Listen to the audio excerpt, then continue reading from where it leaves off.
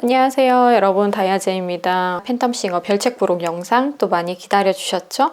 오늘 저와 이때까지 팬텀싱어를 보면서 못다한 얘기 마저 나누도록 해요. 이것도 얘기할 내용이 좀 많거든요. 그래서 오늘 다 얘기하진 않을 것 같고요. 일단 저한테 생각했던 우승 후보가 있나요? 이렇게 물어보신 분들도 있는데, 한국 사람들의 그 정서와 보편성을 봤을 때는 유채원 씨가 있는 팀이 확률이 높겠다, 우승을 하겠구나, 이런 생각을 보편성을 두고 봤을 때는 그런 생각을 했었어요. 근데 이제 개인적으로는 워낙에 개성이 뚜렷한 라비던스 팀도 있고, 그리고 여성들의 마음을 좀 저격하면서 타겟층이 굉장히 뚜렷한 레떼 아모르라는 또 팀이 있기 때문에 전반적으로 각 팀의 개성을 봤을 때는 이건 박빙이다라고 생각을 했어요.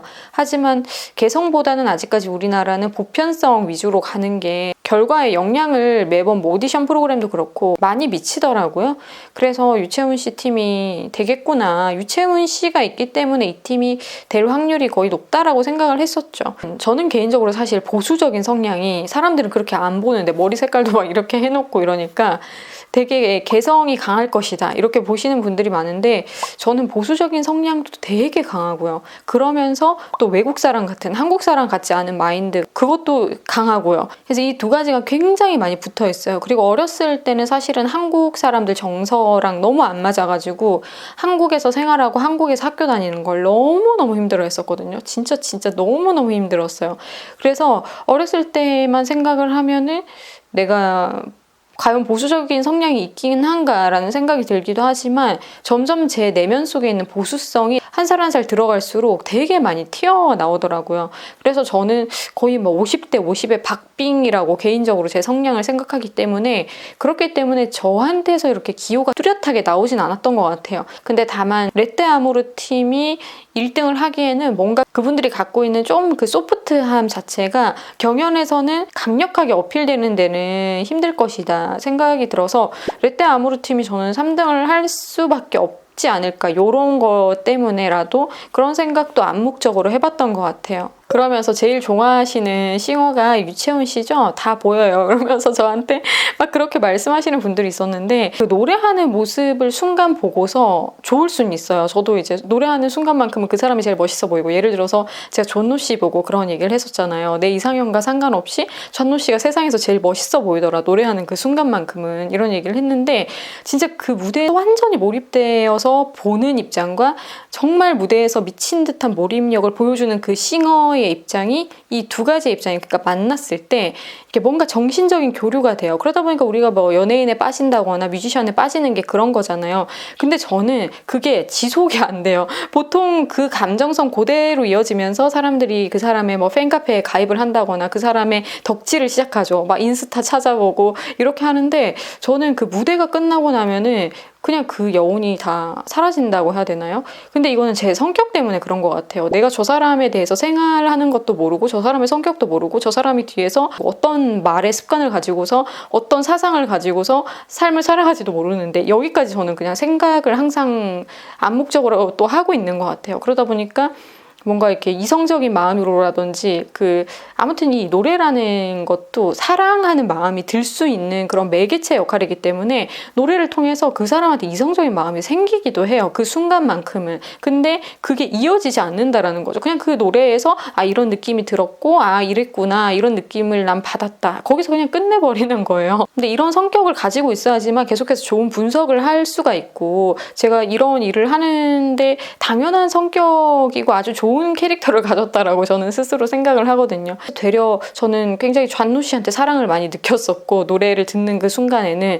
그리고 고영렬 씨라는 그 분을 보면서 제가 개인적으로 국악 파트에서도 고영렬 씨가 내는 그런 국악 발성을 좋아하진 않아요, 개인적인 취향으로는. 근데 노래할 때마다 그분이 자기가 갖고 있는 그 국악적인 자신만의 그 발성 플러스 굉장히 예술성 있게 뭔가를 표현해내는 그런 모습에 대단한 매력을 또 느꼈던 것 같아요. 그래서 고영렬 씨 보면서도 굉장히 매력적이다라는 그 매력 지수가 무대를 볼 때마다 그분께 상승하는 거를 느꼈었고요. 그리고 유치원 씨는 너무 아름답게 고이고이 잘 이렇게 예쁘게 싸가지고 저한테 주는데, 그걸 그냥 매번마다 넙죽넙죽 받은 거죠. 주신 그 뭔가 가장 정성스러운 음식 같은 것들을 매번마다 너무 맛있게 먹었던 것 같아요. 항상 뭔가 만족하다 이런 느낌, 충만하고 만족하다라는 느낌을 줬던 분이 또 유채훈 씨거든요. 그래서 그런 것들을 좀 많이 표현하다 보니까 유채훈 씨한테 유독 많은 애정을 보인 사람 같이 보여졌을 수도 있는데, 진짜 제 개인적인 나름의 원픽을 뽑아보세요 한다면 사실은 뭐 원픽이라고 하기보다는 제가 말씀드린 금방 좌노 씨랑 유채훈 씨랑 고영렬 씨랑 너무너무 그냥 매번마다 좋은 무대를 오랫동안 보여주셨기 때문에 그분들에게서 느끼는 무대에서의 매력 지수가 충분히 있었고, 근데 은은하게 쌓여있는 그 여운은 누구한테 느꼈냐면 저는 개인적으로 김민석 씨한테 느꼈어요. 김민석 씨가 위축된 상태에서 많이 무대를 하셨고 그런 게 무대에서도 많이 노출이 됐었는데, 이제 어느 시점에 딱 도달했을 때 그분이 긴장된 것들을 좀 벗어 던지기 시작하면서 그때부터 본인의 그 화려한 음색과 화려한 그 노래 부를 때 라인들이 너무 많이 노출이 되는 거예요. 개인적으로 사실 김민석 씨 같은 노래 색깔과 그 화려하게 올라가는 그 고음을 치고 올라가는, 꼭 또 고음이 아니더라도 적당한 음역대로 이렇게 올라갈 때 보면은 라인이 진짜 화려해요. 저는 그 화려한 거기서 내면적인 전율을 되게 많이 느꼈던 것 같아요.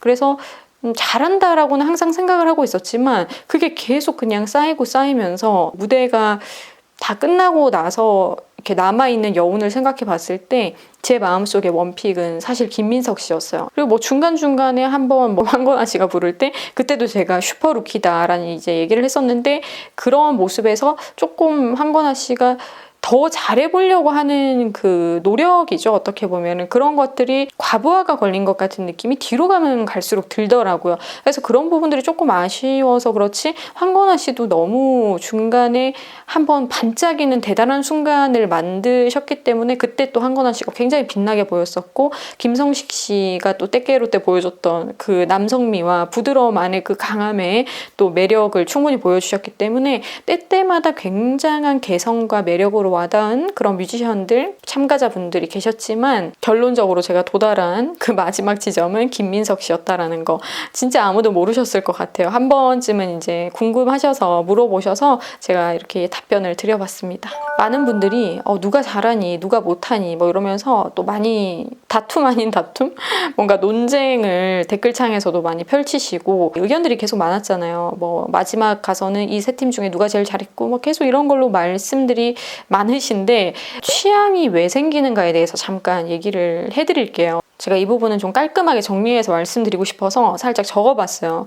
일단은 기호가 어디서 오는 걸까를 봤을 때 자기 내면 깊은 곳에서 방출되지 못한 자아와 닮아 있는 거, 그거를 발견했을 때 저 사람과 통한다라는 느낌을 받아요. 그러면서 호감이 확 생기기도 하거든요. 그래서 노래를 통해서 그런 것들을 표현해준 상대에게 호감을 느끼셨을 가능성이 매우 높다. 그리고 이것과 비슷하게 표현을 했을 때 내가 그렇게 되고 싶은 이상향이 있잖아요. 그 이상향을 보면서 사람들은 대리만족을 느낀단 말이죠. 그러니까 자기가 너무너무 좋아하는 모습을 갖고 있는 거예요. 내가 진짜 저런 사람이 이상적인데 라는 그 이상향을 노래할 때 그대로 표현해내고 있는 사람을 봤을 때 기호성이 생기기도 하고요. 그리고 또 다른 거는 나랑 정반대기 때문에 매력을 느끼는 거예요. 그러니까 대부분 이제 사람을 좋아하고 연애하기 전에 감정이라든지 이런 것들을 생각해 보시면 내가 이 노래에 사랑에 빠지고 혹은 이 노래를 부르는 저 싱어와 사랑에 빠지는 이것들이 다 이 접점이 있습니다. 예술과 사랑의 이 감정이 굉장히 비슷해요. 그래서 떼놓을래야 떼놓을 수가 없고, 사랑의 감정이 메말라 있으면 예술적인 감성도 또 많이 메말라 있기 마련이고, 사랑에 대한 감성이 풍부해지면 풍부해질수록 또 표현력이나 이런 것들도 과즙이 막 쭉쭉 짜지는 것처럼 훨씬 더 이렇게 풍성해지고 풍부해질 수가 있죠. 또 스태미너 문제도 있어요. 자기 건강 상태가 좋지 않은 거예요. 너무너무 내가 지금 피곤하고 정서적으로 너무너무 힘이 들어서 부드럽고 정서적인 안정감이 필요할 때는 강한 발성이나 감정의 격한 그런 깊은 감성, 그러니까 격한 것뿐만이 아니라 굉장히 깊은 그런 감성의 그 감정이 전해져 오는 노래도 받아내기 굉장히 힘들어요. 그래서 꼭 정말 시끄럽게 불러서 싫어 이렇게만 생각하시지 마시고 그 안에 담겨있는 깊이감이 너무 깊다 보니까 내가 그거를 정서적으로 소화할 상태가 아닌 거예요. 그러다 보면은 그거를 굉장히 정서적으로 밀어내게 되면서 난 저거 싫어 이렇게 돼버리기도 한단 말이에요. 그러니까 이 싫다 좋다라는 거에 대해서도 우리가 조금 고민을 해봐야 돼요. 그냥 단순하게 싫다 좋다 애기처럼 막 그렇게 생각할 게 아니라 내가 싫어하고 좋아하는 그 기호성이 어디서 왔는지 이렇게 다 달라요. 그리고 내가 싫다 좋다라는 걸 얘기하기 전에 내 기호가 내 지금 상태 때문에 결정된 거기 때문에 내 상태도 절대 무시할 수 없다라는 거예요. 지금 내 정서적인 심리 상태 아니면 건강 상태 이런 것들이 뭘 보고 들을 때 굉장히 다르게 보고 듣게 되는 결과를 낳게 되거든요. 그리고 예를 들어서 내가 굉장히 얄팍한 성향의 사람인 거예요. 그러면은 또 깊은 노래라든지 메시지가 굉장히 진하고 이런 것들에 대해서 크게 또 매력을 못 느껴요. 그래서 좀 날리고 좀 편안하고 가볍게 불러내는 노래라든지 그렇게 편안하게 불러내는 발성을 훨씬 더 좋아하게 돼 있죠. 그래서 대부분 보면은 쟤들은 어떻게 저렇게 끼리끼리 재밌나? 저런 얘기가 재밌나? 이런 생각 들게 하는 굉장히 수준 낮은 대화를 즐기면서 지내는 그런 무리들, 친구들, 주위 사람들 있잖아요. 그런 것처럼 굉장히 그 얄팍한 수준에 있는 그 상태를 즐기고 그게 자기의 수준이기 때문에 그거 이상의 것을 주면 받지도 못해요. 그래서 복잡하고 심오한 것을 싫어하는 성향에서도 이런 취향이 생길 수 있다는 거죠. 그리고 다채로운 감정들이 잘 발달되어 있는 사람들 있잖아요. 이런 사람들 같은 경우는 단순하게 노래를 불러내는 거, 단순한 노래 이런 것들을 또 좋아하지 않아요. 그렇기 때문에 또 이런 자기가 발달된 뇌의 수준이라든지 감각의 발달 상태에 따라서도 기호가 생길 수 있다는 거죠. 그리고 사람마다 중요하게 여기는 게 다르잖아요. 어떤 사람은 노래를 들을 때 가사 중심으로 듣는 사람이 있어요. 메시지가 중요한 사람이 있고요. 어떤 사람은 비트가 자기 마음에 들어야 되는 사람이 있어요. 예를 들어서 유재석 씨가 놀면 뭐하니라는 프로그램 통해서 요즘에 되게 핫하잖아요. 거기서도 유재석 씨가 그 얘기를 했어요. 내가 BPM이 이 정도 안 올라오면은 박자감이 나는 뭐 130인가 140인가를 안 넘으면은 난 신나지 않아. 140 넘어가면 나 진짜 이게 너무 신나. 가만히 있지 못하겠어. 이러면서 막 들썩거리는 그게 나오는데 자기가 굉장히 신나하는 그 박자감이라든지 자기가 즐기는 그 무드의 박자감이 있어요. 차분하게 진짜 고전 클래식 같은 그런 걸 들을 때 정서적인 안정감을 느끼면서 굉장히 그걸 즐기면서 음미하시는 분들이 있는가 반면에 굉장히 신나고 까불까불 거리는 그런 박자를 또 좋아하시는 분들이 있거든요. 그리고 진짜 선율이 중요한 사람도 있고요. 이렇게 또 다르고 그러면서 또 비주얼 좋아하시는 분들, 외모가 더 중요한 분들, 그러니까 노래할 때의 모습이라든지 표정을 어떻게 쓰는지 입모양이 좀 세련되고 예쁜지 이런 것들도 다 마음에 들었을 때는 거기서 또 잘해 이런 말 하기도 한답니다. 진짜 잘해서 그런 것보다 자기 취향이 맞기 때문에 자기가 중요하게 여기는 부분을 충족시켜 줬기 때문에 잘한다라고 또 느끼는 점수가 뭐 잘하는 것도 있겠지만 거기서 더 후하게 매겨지는 부분도 있다라는 거죠.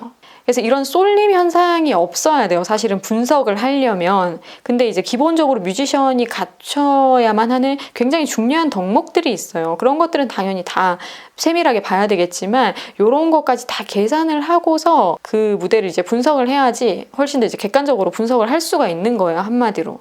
그래서 금방 입모양 얘기하니까 또 생각이 났는데 어떤 분이 김민석 씨가 노래하는 거 보고 입모양이 어떻게 저렇게 예쁘지? 입모양 진짜 예뻐 이런 또 댓글을 다는 분이 있어요. 이런 거 보면은 봐요. 그 순간에 노래에 대한 얘기 이런 얘기를 하는 게 아니에요. 입모양을 보고 입모양에 대한 댓글을 이렇게 딱 달아놓으신 거 보면은 딱 자기가 꽂히는 포인트가 있는 거예요. 그래서 어떤 분들은 또 노래를 듣는다고 하지만 눈이 더 즐거운 게 중요하신 분들이 있고 보기에 편한 걸 더 추구하시는 분들이 있죠.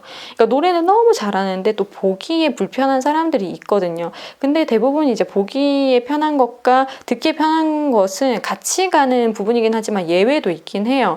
그래서 아무튼 싱어들은 또 노래하는 모습이나 이런 것들도 부담스럽지 않게끔 만드는 것도 중요한 부분이거든요. 그래서 가수들 같은 경우는 모니터링을 진짜 많이 해요. 성악가들 보면 왜 저렇게 노래 불러 너무 징그럽다 이렇게 말씀하시는 분들도 있는데 이제 성악가들도 모니터링을 해야 되는 시대가 온 거죠. 왜냐하면 성악가들도 이제는 연주의 개념에서만 머물러 있는 게 아니라 계속해서 또 미디어랑 맞물려서 가는 상황이기 때문에 그리고 이제 코로나 때문에 연주 활동도 뭐 거의 없어요. 그리고 너무 힘들고 그걸 또 억지로 감행하다가는 또 거기서 우리가 코로나 사태를 만나게 될지 누가 압니까? 그래서 조심스러운 분위기이기도 하고요. 그래서 전반적으로 계속 이제 자기 얼굴이 가까이 노출돼도 부담스럽지 않은 그런 모습들을 만들어내는 것도 싱어의 입장에서 굉장히 중요한 모습 중에 하나다. 갖춰야 될 덕목 중에 하나다라고도 말할 수 있겠죠. 굉장히 그날 컨디션이라든지 그 시즌의 컨디션도 되게 중요한 것 같아요. 오늘 막 하루 종일 돈 번다고 치이고 사람한테 치이고 이랬는데 감정이 막 메말라 있고 이런데 그런 상태에서 막 신나는 노래를 들어야지 마음이 막 풀리는 사람들이 있는가 하면 위로를 받는 노래를 딱 들었을 때 훨씬 더 그 무대를 감명 깊게 들을 거 아니에요. 그래서 자기의 인생의 그 어떠한 시점에 어떤 노래가 훅 들어오느냐에 따라서도 그 노래에 대한 참 인상 이런 것들 기억이 굉장히 다르게 남아지게 되어 있어요. 그래서 내가 오늘 느낀 이 감정이 절대적인 감정이라고는 볼 수 없는 거죠. 내가 지금 처한 상황, 오늘 기분, 오늘 컨디션, 오늘 건강 상태, 그리고 내가 평상시에 중요하게 여기는 기호성에 따라서도 이렇게 취향이 생기면서 그 취향으로 자꾸 우리는 잘한다, 못한다를 나누기도 한다라는 거. 그래서 사람들이 나한테 못한다라고 한다고, 사람들이 나한테 잘한다고 한다고, 거기에서도 막 흔들릴 이유가 없는 게 굉장히 다양한 사람들 입에서 나오는 말이기 때문에 거기서 막 좋다고 춤을 추고, 거기서 막 사람들이 나한테 뭐라고 한다고 막 울먹거리고 그럴 필요가 없는 거죠. 한편으로는 자기의 신념과 자기만의 그런 뚝심을 가지고서 노래를 하는 것도 되게 중요한 것 같아요. 사람들이 이렇게 매번 다르게 말을 하는데 그걸 다 맞추려면 어떡하겠어요. 그래서 분명 보편성이라는 건 존재하겠지만 보편성이 절대성은 아니라는 걸 우리가 잊지 말아야 합니다. 듣는 사람도 부르는 사람도. 그리고 재밌는 비유 하나가 생각이 났는데 예를 들어서 오늘 공사판 같은 데서 소리가 너무 많이 시끄럽게 나는 거예요. 전기 드릴로 들들들들들들 이렇게 부수는 소리를 하루 종일 들은 거예요. 내가 일하는 업무 상황에서 5m도 안 떨어진 곳에서 그런 소리를 하루에 뭐 6시간 이상 듣다가 왔는데 시끄러운 노래를 들었다. 그럼 그날에는 화가 나는 거예요. 고영렬 왜 저렇게 소리 지르냐 이렇게 될 수도 있다라는 거죠. 그래서 자기 귀가 얼마나 시달렸느냐에 따라서도 자기 귀를 만져주는 노래를 그때 는 더 좋아하게 되겠죠. 그래서 오늘 자기의 청각의 체력이 어떠한가에 따라서 또 다르게 느낄 수 있다라는 거죠. 그러니까 한마디로 내가 지금 처한 환경과 마음의 상태가 얼마나 처절한가 여유로운가에 따라서 공감하는 그 부분이 달라질 수밖에 없는 거죠. 음악에 대한 지식이 있고 없고도 중요하지만 지금 내 상태라든지 내 기분 그리고 내가 어떤 사람이냐에 따라서도 이렇게 기호나 취향이 천차만별로 달라질 수 있다는 거 말씀드려보고 싶었어요.